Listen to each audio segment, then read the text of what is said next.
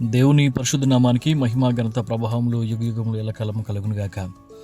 ప్రియమైన ఆత్మీయ కుటుంబ సభ్యులకు ఆయా మాధ్యమాల ద్వారా యొక్క వాక్యాన్ని ఉంటున్నటువంటి మెస్సయ ప్రార్థన మందిర కుటుంబానికి నా ప్రేమ వందనాలు తెలియజేసుకుంటున్నాను. ప్రియమైన తల్లిదండ్రులారా, దేవుని బిడ్డలారా, అన్నదమ్ములారా, అక్కచెల్లెలారా, నా ప్రియ బంధువులారా, రండి ప్రభు యొక్క వాక్యాన్ని, ప్రభు మనకి ఇచ్చినటువంటి అరుణోదయ దర్శనాన్ని మనము ప్రభు దగ్గర కనిపెడదాం.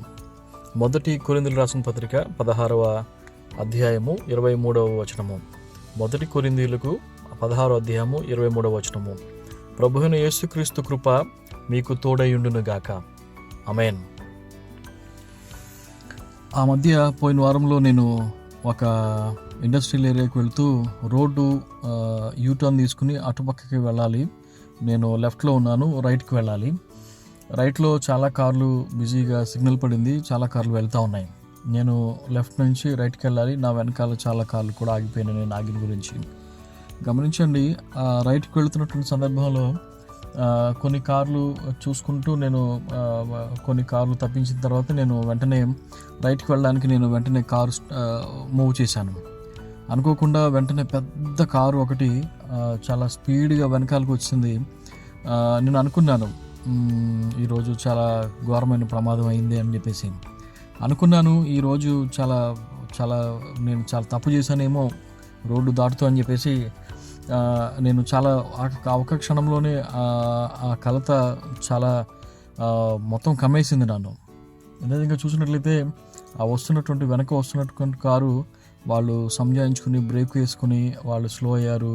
నేను క్షేమంగా అవతలకి ఒక 2 సెకండ్ పార్ట్లో నేను అవతలకి ఆ రైట్ సైడ్లో ఉన్నటువంటి వేరే రోడ్లోకి వెళ్ళడానికి జరిగింది.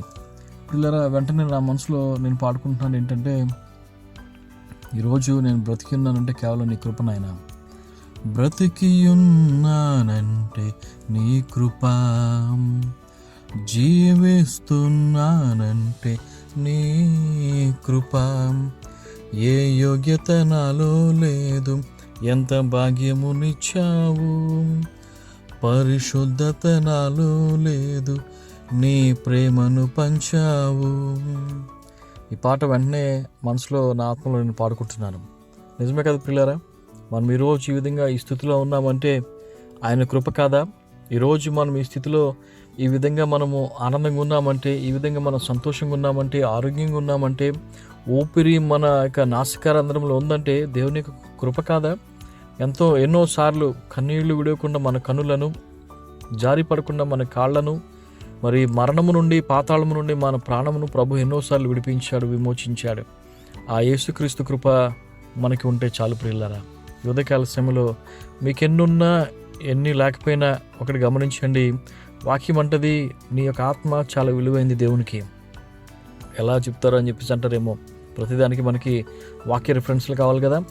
వాక్యాన్ని మనం చదివితే ప్రభు అంటారు, యేసు ప్రభు వారే స్వయంగా అంటాడు, ఒకడు సర్వలోకాన్ని సంపాదించుకుని తన ప్రాణమును పోగొట్టుకుంటే వానికి ఏమి లాభమైంది ఏదైనా ఉందంటే దేవుని యొక్క సన్నిధిలో మన యొక్క ఆత్మే. అది సర్వలోకం కంటే అది విలువైనది, వెలగలది, అది ఎంతో శ్రేష్టమైనది. ఆ ఆత్మను ప్రభు మనకి ఇచ్చాడు.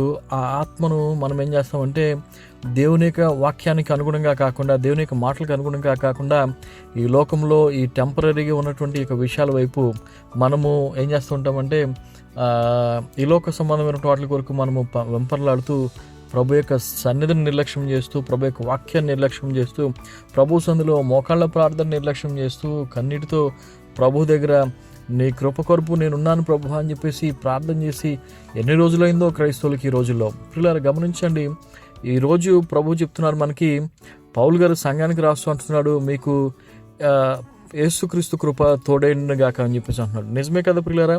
ఎవరికి అవసరం కృప ఎవరికైతే లేదో, కృపను ఎవరైతే పొందుకోకుండా ఉన్నారో, కృపను ఎవరైతే అనుభవించకుండా ఉన్నారో, కృపను ఎవరైతే ఆస్వాదించుకోకుండా ఉంటున్నారో వారికి కృప అవసరం. ఈరోజు సంఘంలో ఉన్నటువంటి బిడ్డలందరికీ కృప అవసరం. కుటుంబంలో ఉన్న వారికి బిడ్డలకు కృప అవసరం.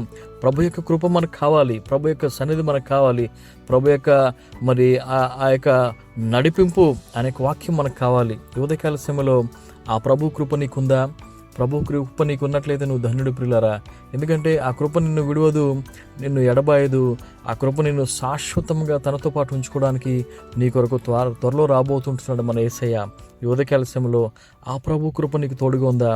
అందుకని చెప్పేసి వాక్యం అంటది, ఎలా ఉంటుంది కృప మన దగ్గరికి అని చెప్పేసి అంటే, ప్రభువు దగ్గరికి మనం వెళ్ళినప్పుడు ప్రభు మన దగ్గరికి వస్తుంటున్నాడు. అప్పుడు ఆయన కృప మనకి తోడుగా ఉంటుంది. అప్పుడు ప్రభు యొక్క కృపను మనం పొందుకుంటాం, ఆయన యొక్క కనికరాన్ని మనం పొందుకుంటాం, ఆయన యొక్క సన్నిధిని మనం అనుభవించడానికి ప్రభు సహాయం దయచేస్తున్నాడు. యువత కలిసి ప్రియులారా, ఎన్నిసార్లు నీ యొక్క జీవితంలో మరణం సంభవించలేదు? ఎన్నిసార్లు నువ్వు చనిపోదాం అనుకున్నావు? ఎన్నిసార్లు నువ్వు ప్రభు యొక్క సన్నిధిలో నుంచి నువ్వు దూరంగా వెళ్ళిపోయి పాపంలో పడిపోయి నువ్వు దేవుని మరిచిపోయి తిరుగులాడావు? అయినప్పటికీ కూడా ప్రభు యొక్క కృప నిన్ను బలవంతం చేసి ప్రభు ఈరోజు నీ వాక్యం వినడానికి ఈరోజు నిన్ను సజీవంగా ఉంచాడు. పిల్లరా, ఆ ప్రభు యొక్క కృపను తలంచుకుంటూ ప్రభును మనం మహిమపడదాం.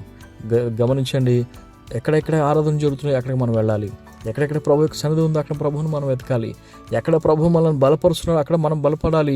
ఎక్కడ ప్రభు మనల్ని ఉజ్జీవింపు చేస్తున్నాడో అక్కడ ఉజ్జీవింపబడాలి. ఎక్కడ మరి ప్రభు మనల్ని వాడుకుంటున్నాడో అక్కడ మనం వాడబడాలి. ప్రభు కొరకు నిలబడాలి. అట్టి కృప ప్రభు మనకు మెండుగా దయచేయనుగాక. ప్రభు అయిన యేసుక్రీస్తు కృప మీకు, మీ కుటుంబానికి నిత్యము ఎల్లకాలము తోడేని నడిపించి వర్ధిల్ల చేయనుగాక. God bless you. ఆమెన్.